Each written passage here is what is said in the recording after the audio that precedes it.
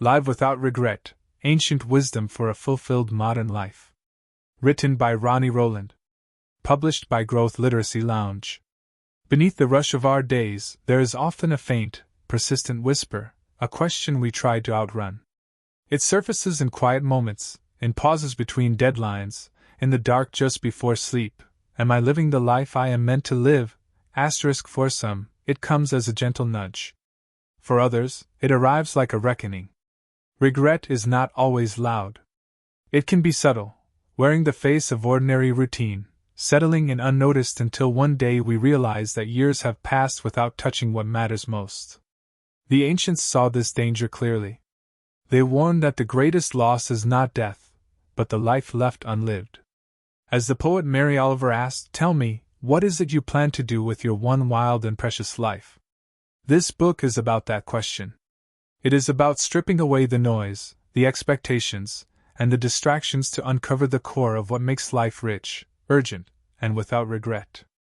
The wisdom of Stoics, sages, and poets will guide us, not as relics of the past but as urgent voices for the present. Here, we will explore how to confront mortality without fear, how to know yourself deeply enough to choose your own path, and how to live with the fierce attention that transforms ordinary days into treasures. Each chapter will invite you to act, not someday, but now. The map is ancient, but the journey is ours to take. Every moment is a door. On the other side is a life that belongs fully to you. The question is whether you will step through before the door quietly closes. Chapter 1: The Shadow Called Regret. In the quiet of a hospital room, an old man's breath comes slowly and unevenly. His eyes, clouded with time, are fixed not on the machines that measure his fading heartbeat but on something far away, memories, perhaps, or the shape of a life he wished he had lived. When his daughter leans in, expecting last words of love, he whispers instead, "I wish I had been braver." It is not failure that haunts him now, but the hollow ache of all he never dared to attempt. Regret is a shadow that grows longer with age, but it begins forming much earlier, often unnoticed. It is not born from falling short but from standing still, from postponing until tomorrow what the heart longs to begin today. Failure can sting, yes, but it offers lessons, stories, and scars that prove we were alive. Regret offers only a sterile emptiness, a void where a memory might have been. The ancients understood this better than we do. Seneca, a Stoic philosopher of Rome, warned that life is not short but often squandered. In his time, there was no glowing screen to steal hours, no endless scroll to numb the mind, yet still he saw men and women wasting the only thing they could never replace, time. What would he say of our age, where distraction is not a passing temptation but the default condition? We drift from one screen to the next, one task to the next, telling ourselves the important things will happen later, when conditions are perfect. Later rarely comes. Regret thrives in the gap between what we value and how we live. A person might dream of writing, traveling, or speaking truth in a hard conversation, yet watch years dissolve in obligations and diversions that never quite nourish the soul. The tragedy is not that life ends but that so much of it passes unlived. Ancient poets, from the Tang masters of China to the mystics of Persia, wrote of this with urgency, reminding us that a single blossom can wither in a night, that youth and opportunity slip silently away. The path to a life without regret begins with attention. Not the scattered attention we lend to a dozen open tabs, but a fierce, single-pointed awareness of what matters most. This awareness requires courage, because once we see clearly what we long for, we must also see how far we have drifted from it. The mind will offer excuses. There isn't enough money, enough time, enough certainty. The truth is simpler. There is never enough of those things, and that has never stopped those who live fully. In the Zen tradition, a monk once said, "You cannot step into the same river twice, not because the river changes, but because you do. Every day alters you. The choice not made today will not present itself in quite the same way tomorrow." When we grasp this, hesitation becomes costly. Even the smallest step toward what we love carries more weight than a lifetime of unacted intentions. To live without regret is not to live recklessly, chasing every whim.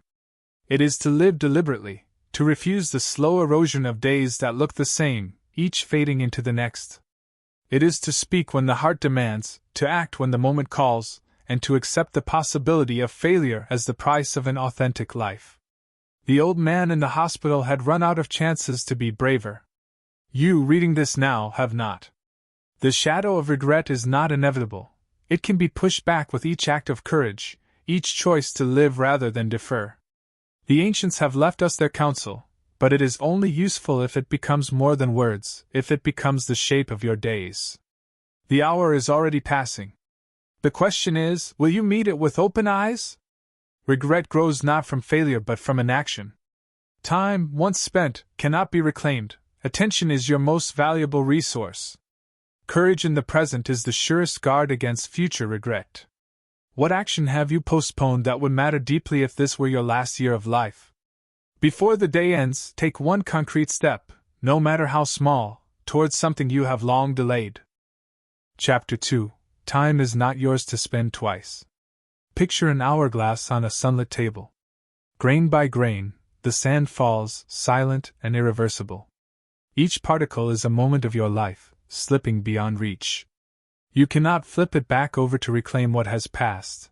You cannot slow its flow by pleading for more. This is the truth the ancients lived with more consciously than we do. Time, once spent, is gone forever. We speak of time as if it were a currency we can save, but unlike coins in a jar, it cannot be stored for later. Every second is either used with intention or lost to the void. In our modern lives, busyness is worn like armor. Calendars are packed, inboxes overflow, and the hum of urgency never stops. Yet busyness is not the same as productivity, and productivity is not the same as meaning. We can fill our days with tasks and still, at the end, have nothing of substance to show for them. The danger lies in believing that motion equals progress. A hamster runs tirelessly on its wheel, but no matter how fast its legs move, it ends in the same place it began.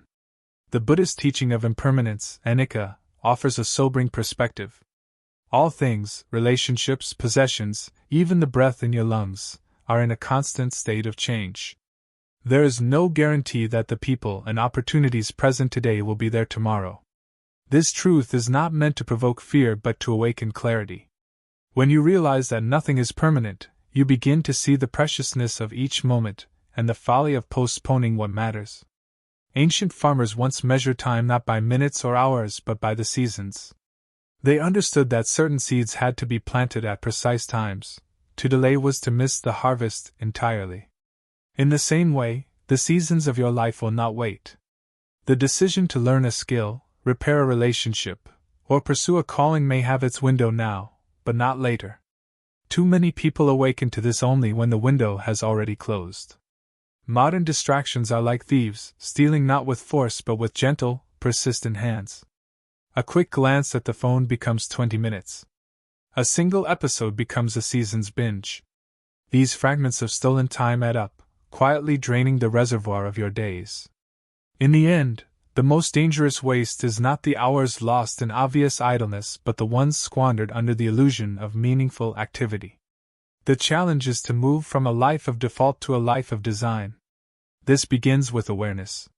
For 1 week, observe how you truly spend your hours. Not how you plan to spend them, but how they unfold in reality. The results may shock you. Many discover that their most valued aspirations, writing, creating, connecting with loved ones, are granted the scraps of time left after everything else. This is the wrong way around.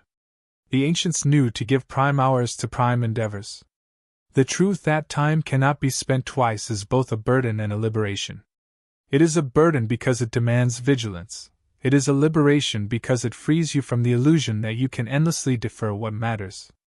If there is something that stirs your heart or serves your soul, the right time will never be some distant day, it will always be now. One day, your hourglass will empty, and your remaining sand will not be measured in years but in moments. The question is not how much you will have left, but how you will use what remains. Choose with care, for every grain is a chance to live fully or let life pass unnoticed. Time is a non-renewable resource. Every moment is either invested or lost. Busyness is not the same as meaning. Intentional use of time is essential. The seasons of life will not wait. act within their window. If you tracked your time honestly for 1 week, would it reflect your deepest priorities? Commit to a 7-day time audit. Each evening, review where your hours went and identify one area to reclaim for what matters most. Chapter 3: Memento Mori. Remember death to remember life. In the stillness before dawn, a samurai kneels in meditation. His sword rests at his side, his breath steady, his mind fixed on the certainty of his own death. This is not morbid indulgence but daily discipline. In contemplating the end, he sharpens his awareness of the present. Every bow he draws, every word he speaks, every step he takes carries the weight of knowing it could be his last. Such mindfulness transforms the ordinary into the sacred, for when time is recognized as finite, nothing is truly mundane. Modern life recoils from such thoughts. Death is hidden behind hospital curtains, softened with euphemisms, and kept far from daily conversation. Our culture urges us to distract ourselves from mortality, as if ignoring it might make it less inevitable.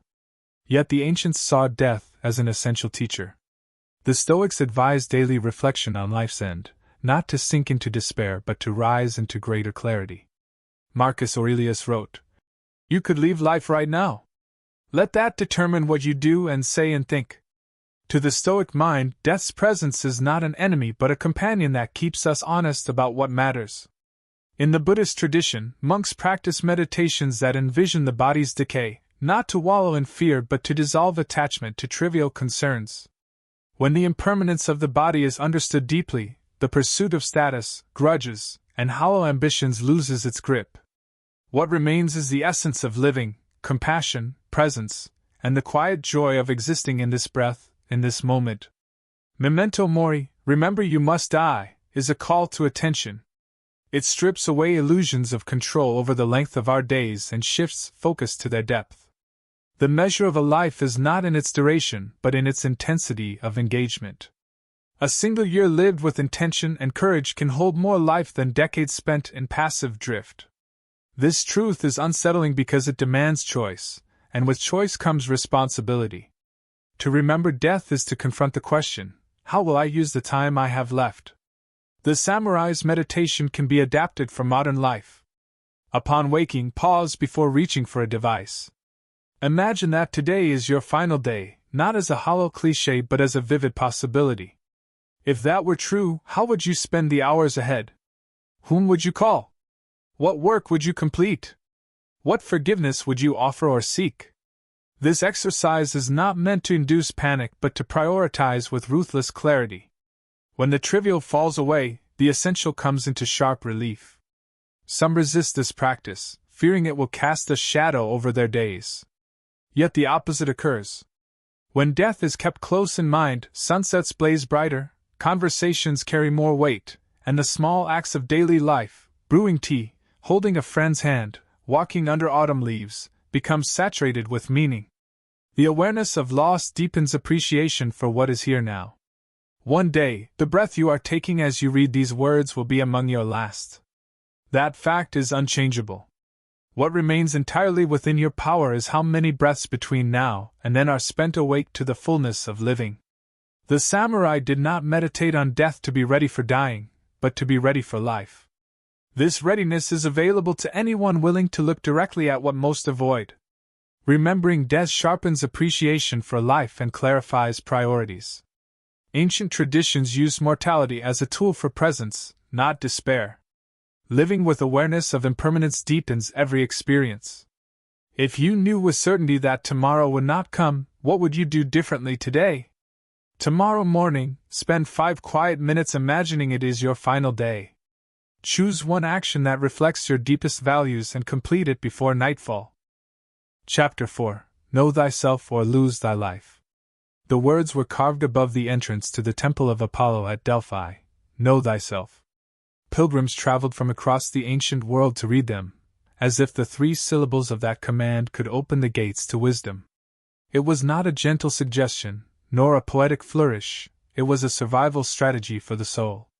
To know oneself was to navigate life with clarity, to understand one's desires and limits, to choose a path deliberately rather than stumble through another's design. To ignore the command was to drift into a life that might be successful by society's standards yet barren by one's own. The cost of self-ignorance is subtle but steep. A person may rise each morning to fulfill obligations they never chose, pursuing goals that do not stir the heart, wearing identities fashioned by family, culture, or circumstance. They may look outwardly accomplished yet feel inwardly hollow. This dissonance grows until it hardens into quiet despair, the kind that rarely explodes but instead seeps into every corner of life. Without self-knowledge, choices are made reactively, guided by habit, fear, or the lure of approval. Over time, the true self is buried beneath layers of expectation.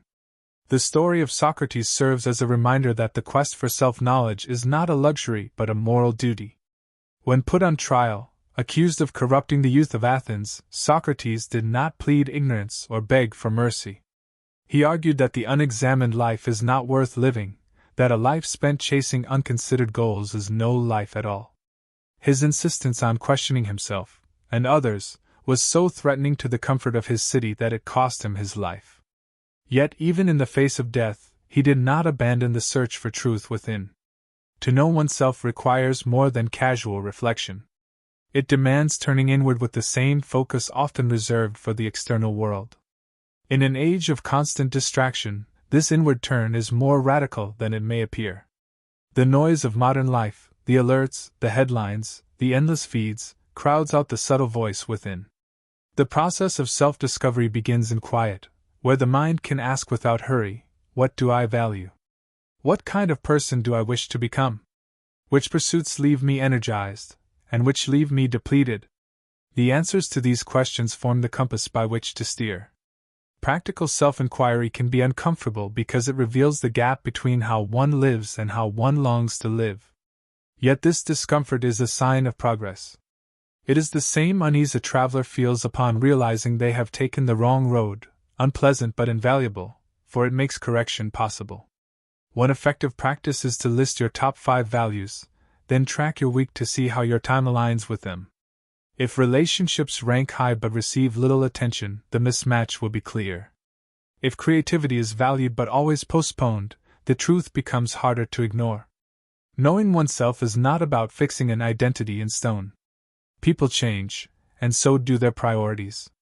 Rather, it is about cultivating an ongoing relationship with the self, one that allows for evolution while remaining anchored to what is most essential.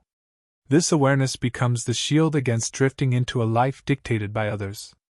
Without it, the years pass quickly, and the realization comes too late: the life lived was not truly one's own. The ancients did not ask us to know ourselves so we could be perfect, but so we could be free. Freedom begins the moment we stop living on borrowed definitions and start shaping a life from the inside out. Every choice made in alignment with one's deepest truths is a step away from regret and toward the rare satisfaction of a life fully claimed. Self-knowledge is the foundation of a meaningful, regret-free life. Living by others' values leads to quiet despair and misaligned choices. True freedom comes from shaping life according to one's deepest truths. Which of your daily choices reflect your own values, and which are inherited from others without question? Write down your top 5 personal values. This week, make one deliberate change that better aligns your time or actions with one of them. Chapter 5: The Compass Within, Inner versus Outer Approval. In a quiet mountain village, a master craftsman spent his life making wooden bowls. Each one was unique, carved with care, finished to perfection, and sold only when it met his exacting standard. Wealthy merchants came offering to buy in bulk, promising riches if he would produce faster. He refused, explaining that his work was not for their approval but for the satisfaction of knowing he had done his best. His bowls traveled the world, yet he remained in his small workshop, content with the integrity of his craft. Modern life tempts us constantly to turn outward for validation. From the moment we wake, metrics await us: likes, comments, shares, performance reviews, and the silent judgment of peers. Approval is offered in numbers, and numbers feel tangible, measurable, definitive. Yet the more we chase these signals, the further we drift from the quiet compass within. External applause can be sweet, but it is fleeting, and when it fades, we are left questioning who we are without it. Ancient wisdom has long warned against this dependence. Laozi, the sage of the Tao, taught that contentment comes from harmony with the natural order, not from the shifting opinions of others.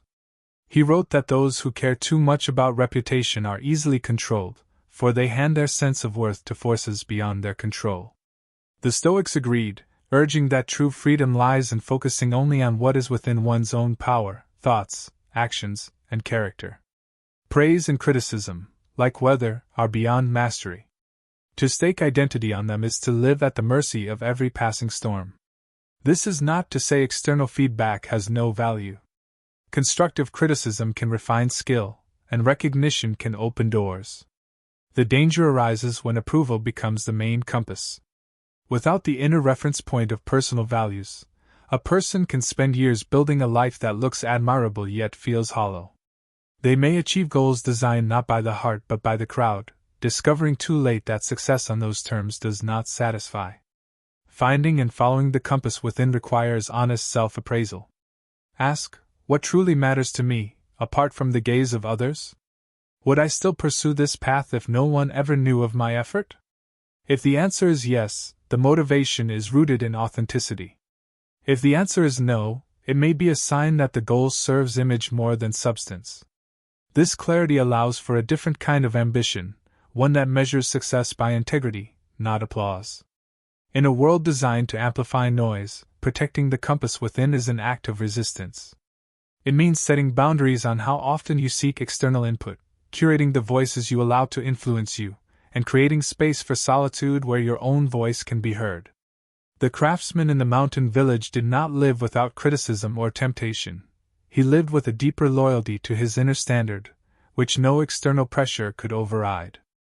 A life guided by the compass within does not promise universal admiration, but it offers something far rarer, peace. When choices align with one's true values, approval becomes a pleasant bonus rather than a lifeline. In the end, the applause of the world fades quickly, but self-respect endures. To live without regret is to ensure that when you measure your days, the yardstick belongs to you alone. External approval is fleeting, internal alignment offers lasting peace. Ancient wisdom teaches that dependence on reputation erodes freedom. Success measured by personal integrity outlasts public applause. What is one pursuit in your life that you would continue even if no one ever knew or approved? Set aside 30 minutes this week to work on something purely for its own sake, without sharing it or seeking feedback. Chapter 6: The Sacred Art of Saying No. In the chronicles of ancient China, there is a tale of a scholar chosen to serve as an advisor to the emperor. It was the highest honor of the age, a role that promised wealth, influence, and a place in history. Yet the scholar declined. When asked why, he replied that to accept would be to forfeit the quiet life he valued most, reading, writing, and tending his small garden. His refusal was not a rejection of service, but a choice to remain faithful to the life he knew was his own. The ability to say no is among the most overlooked forms of wisdom. In a culture that equates opportunity with obligation, turning down an offer can feel like heresy. We are taught that more is always better, more work, more commitments, more connections. Yet each yes consumes a portion of our finite time and energy. To say yes without discernment is to live as if those resources are limitless, scattering them across obligations until nothing of depth can take root. The ancients understood boundaries as a means of preserving the soul's priorities. Marcus Aurelius, emperor and philosopher, warned against surrendering the mind to the demands of others. He wrote of guarding one's time as one guards a fortress, letting in only what serves the greater purpose of one's life. This is not selfishness but stewardship. Just as a garden must be protected from overgrowth and invasive weeds, so too must a life be protected from the slow encroachment of tasks and expectations that offer little in return. Saying no is difficult because it often disappoints others. We fear rejection, judgment, or the loss of opportunity. Yet the cost of perpetual yes is far greater. It leads to the erosion of focus, the dilution of relationships, and the quiet despair of living without alignment. Overcommit, we rush from task to task, our attention divided, our energy frayed. The very experiences that could nourish us are reduced to items on a checklist. The sacredness of no lies in its role as a filter. Each refusal is not merely a rejection but an affirmation of something else: time for rest, space for creativity, presence with loved ones, or the pursuit of a deeply held goal. In this way, no is not the opposite of generosity, it is its foundation. A life without boundaries cannot offer itself fully to anything, because it is stretched thin across everything. Learning this art begins with clarity. When your values are clear, decisions become simpler. The scholar who turned down the emperor did not hesitate because he knew exactly what he was preserving. Without such clarity, no feels like a gamble, as if you might be turning away from the very thing you need. The truth is that each no creates the conditions for a deeper yes, one that reflects your truest priorities rather than the shifting demands of others. In practice, saying no requires both courage and skill. It can be done without apology or hostility, but with firmness and respect. A simple statement, "I appreciate the offer, but I must decline," is often enough. The key is to resist the instinct to justify endlessly, for excessive explanation invites negotiation. Boundaries do not require permission to exist. The scholar's choice echoes across centuries because it embodies the essence of intentional living. To say no is to honor the finite nature of life, to resist the temptation to fill it with what is merely possible instead of what is essential. The power of no is not in what it rejects, but in what it makes room for, a life that belongs fully to the one living it. Every yes consumes finite time and energy. No preserves them for what matters. Boundaries are acts of stewardship, not selfishness. Clarity of values makes saying no a choice of alignment, not avoidance.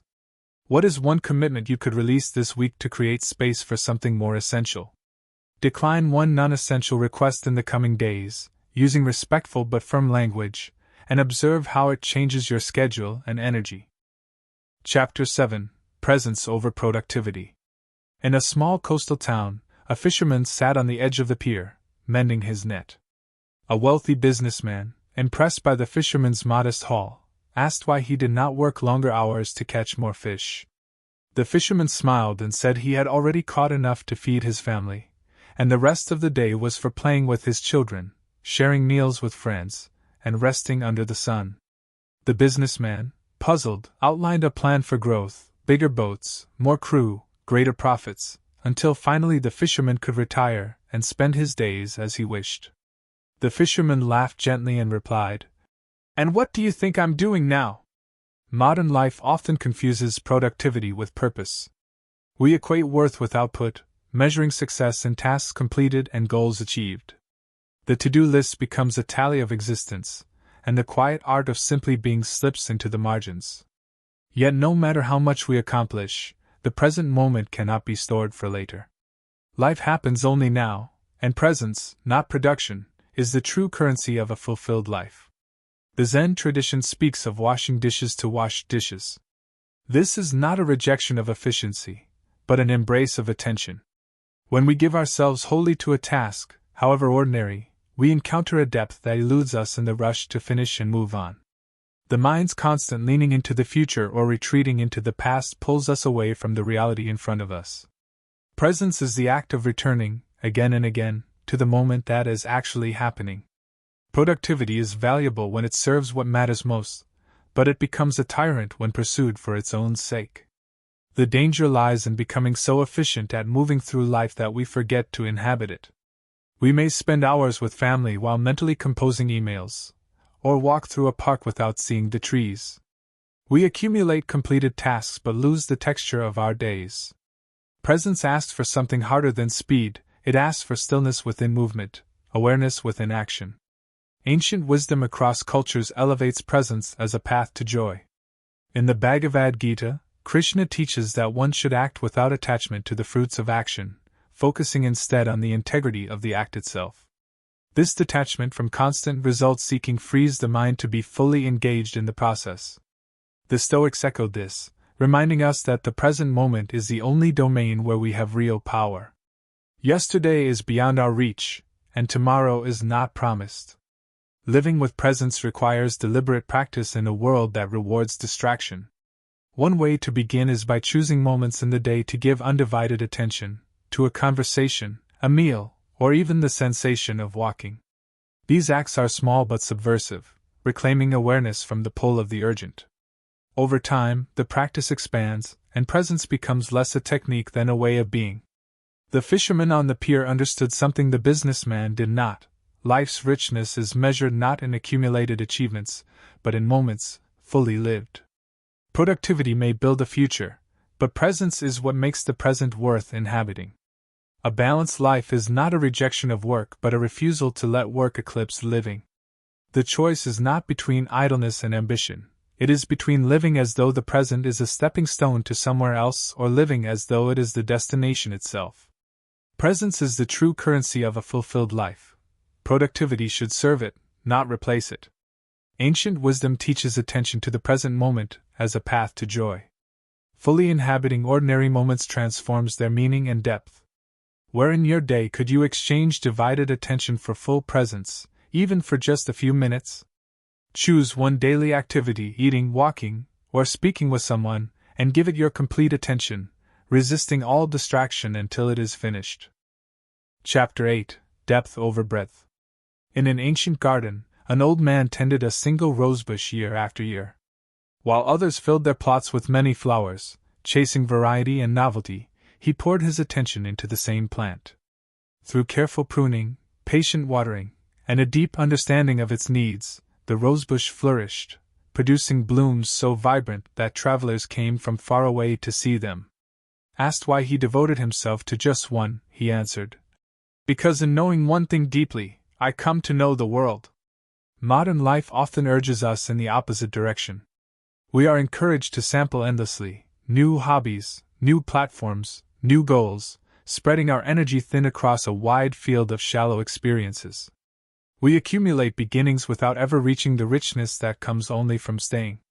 The culture of breadth promises variety but often delivers restlessness, leaving us with many acquaintances but few true friends, many half-finished projects but little mastery, many experiences but no depth of meaning. Ancient wisdom offers a different path. Confucius taught that the way to cultivate virtue is through steady practice in the familiar, deepening skill and character in the same soil rather than scattering seeds in every direction. The Stoics emphasize focusing on what is within our control, which often means narrowing attention to the few things that truly matter and pursuing them with constancy. Mastery, whether in craft, relationship, or personal growth, is not born from occasional bursts of interest but from sustained engagement over time. Depth demands patience, a quality often at odds with the pace of the modern world. To go deep requires withstanding the periods when progress feels slow, when novelty has faded, and when the temptation to start something new is strong. This is the threshold where many turn away, mistaking challenge for stagnation. Yet it is precisely here, in the long stretch of committed practice, that transformation begins. Like the rosebush, growth that is unseen for a season often produces the most enduring blooms. The pursuit of depth also clarifies priorities. When you commit to a few things wholeheartedly, you must release the illusion of doing everything. This act of choosing is not a loss but a liberation. It frees you from the constant pull of options and allows energy to flow into what holds the greatest meaning.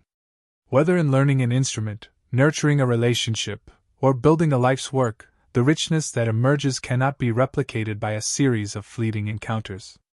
Depth is not limited to grand pursuits, it can be practiced in the ordinary. A single conversation can be shallow or profound depending on the attention given. A walk through the same park can reveal new details each time if observed with care.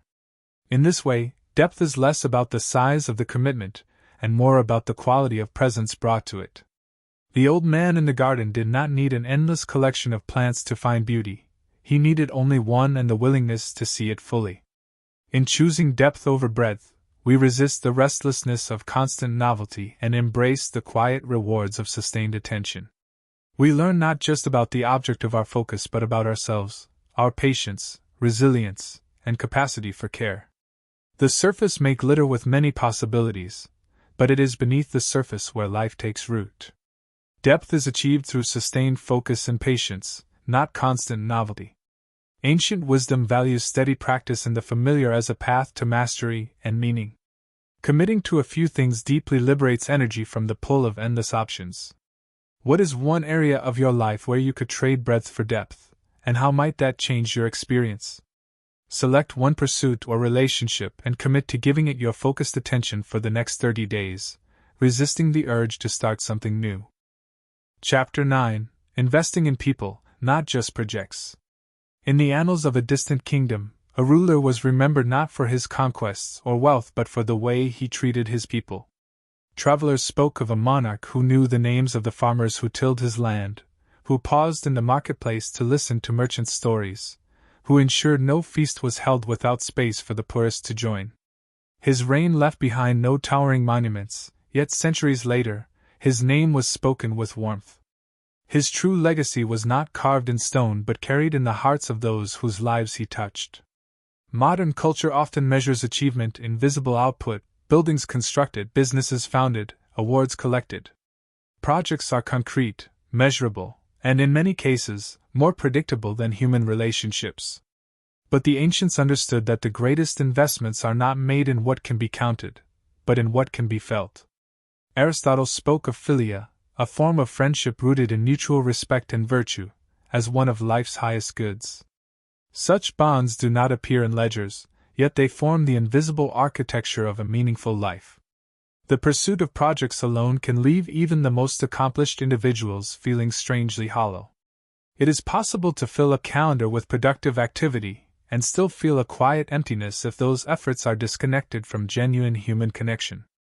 Work can offer purpose, but without relationships, its rewards are diminished. A conversation shared over a meal, the laughter of friends, the silent comfort of someone's presence, these moments, though intangible, often prove more enduring than any professional milestone.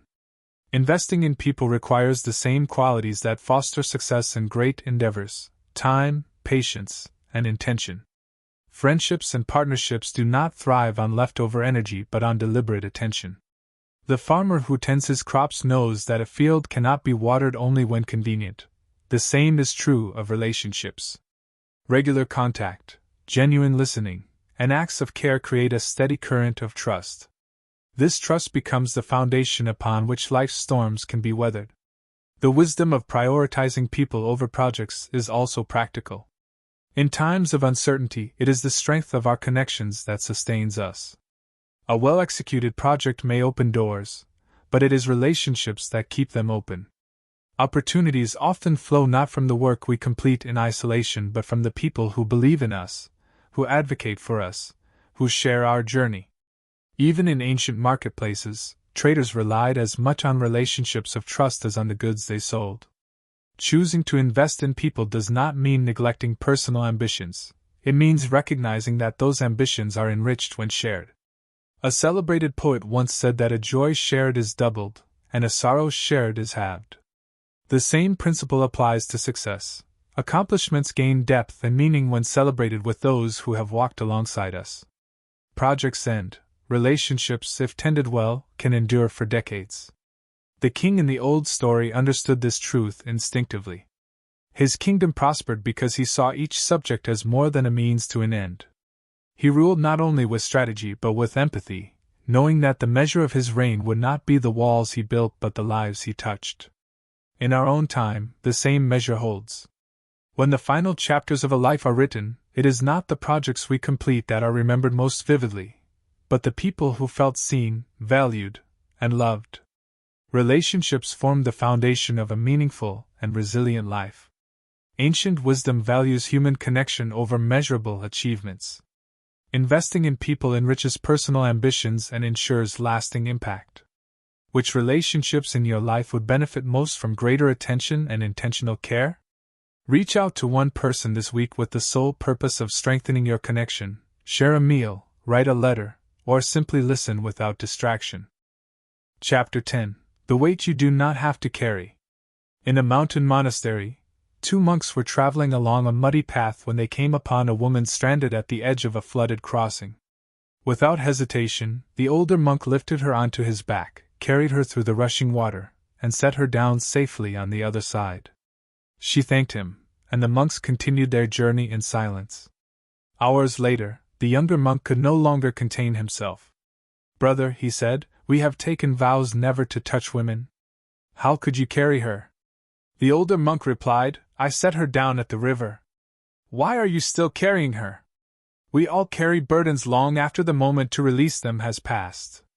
Some are grudges, old injuries replayed until they harden into resentment. Others are regrets, mistakes that cling like wet clothes.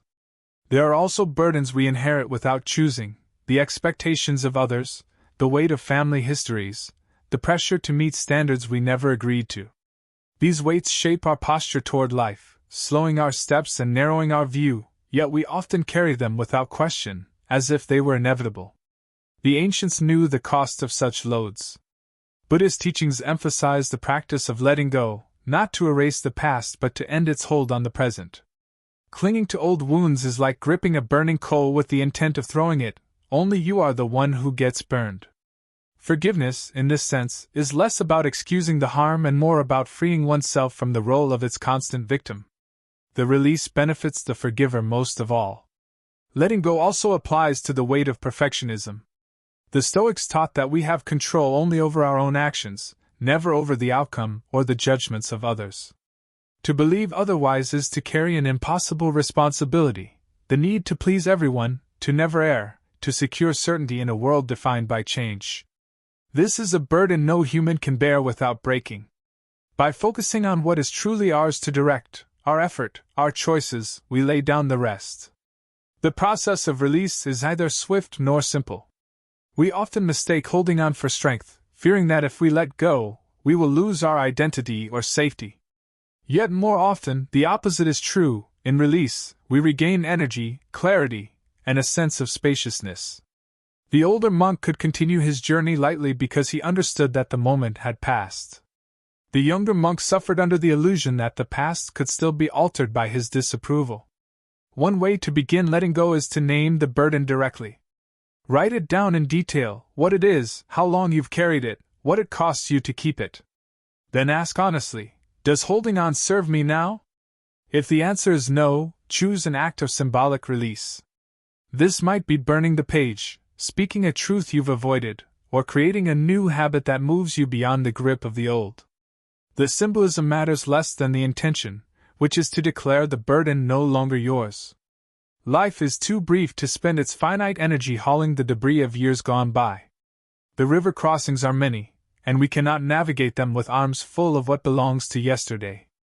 To live without regret is to set down what no longer serves and to walk forward unencumbered, ready for what lies ahead.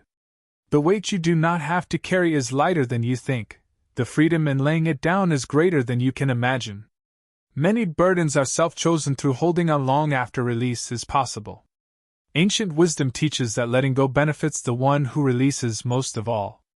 Focusing on what is within your control frees energy for the present. What is one burden, emotional, mental, or relational, that you could set down today? Identify a burden you no longer wish to carry and perform a symbolic act of release before the week ends. Chapter 11. The rest is noise. In a quiet hut beside a river, a hermit lived far from the city's clamor. Each morning he fetched water, brewed tea, and sat listening to the sound of the current. Traders and travelers sometimes stopped to rest, bringing tales of political unrest, market surges, and distant wars. The hermit would listen politely, then return to his tea, unmoved by the urgency of events beyond his influence. It was not indifference but discernment. He knew that most of what demanded his attention was noise, transient, distracting, and powerless to change the course of his own life unless he allowed it in. The modern world does not grant such simplicity easily. Streams of information flow into our lives without pause: news headlines, messages, advertisements, opinions, trends. Each piece clamors for immediate reaction, promising that to ignore it is to fall behind. Yet the ancients would see much of this for what it is, a constant hum that drowns out the melody of a deliberate life. Without filters, our minds become crowded markets, filled with other people's priorities and fears. Epictetus advised his students to focus their energy only on what lay within their control, releasing the rest as irrelevant. This counsel is more urgent now than in his time, for our exposure to the irrelevant has multiplied beyond measure. Every hour spent reacting to noise is an hour not spent on what is essential: relationships, meaningful work, the cultivation of character. Noise masquerades as importance because it is urgent. The essential often appears quiet, waiting for us to notice. Digital life compounds the problem by rewarding constant engagement. Platforms are designed to keep us scrolling, each fragment of information displacing the last before it can settle into understanding. In such a climate, discernment becomes a survival skill. Without it, our attention fractures, and the days blur into a haze of reaction. To live without regret, we must learn to step back, as the hermit did, and ask, does this truly matter to the life I want to live? The art of filtering noise is not about withdrawal from the world but about choosing how to meet it. It begins with boundaries, specific limits on when and how we consume information. Morning rituals without screens, designated times for reading news, or even periodic days of disconnection can create space for clarity. In that space, the signal becomes easier to hear, the voice of your own priorities, the needs of those closest to you, the quiet direction of your inner compass. Silence, too, is part of the remedy. The ancients knew that wisdom often arises in stillness. Without moments free from input, we have no opportunity to process, to integrate, to ask deeper questions. The river's voice can only be heard when the marketplace grows silent. In that quiet, we recognize that much of what we chase was never necessary, that the urgent often matters less than we imagined, and that life's true work is best done without constant interruption. The hermit by the river did not reject the world entirely. He simply refused to let it dictate the rhythm of his days. He welcomed news from travelers but did not let it overshadow the work of tending his small life with care. In our own age, the same principle holds. The rest is noise, not because it is meaningless in itself, but because it has no rightful claim over the hours we have been given. Choosing what to hear and what to release is an act of profound freedom. Much of what demands attention is noise that distracts from the essential. Ancient wisdom teaches focusing only on what lies within our control. Silence and boundaries are tools for reclaiming clarity and presence. What sources of noise could you limit or remove to make more space for what truly matters? Designate one uninterrupted hour this week free from all external input, and use it to focus entirely on something of lasting importance. Take care and be well.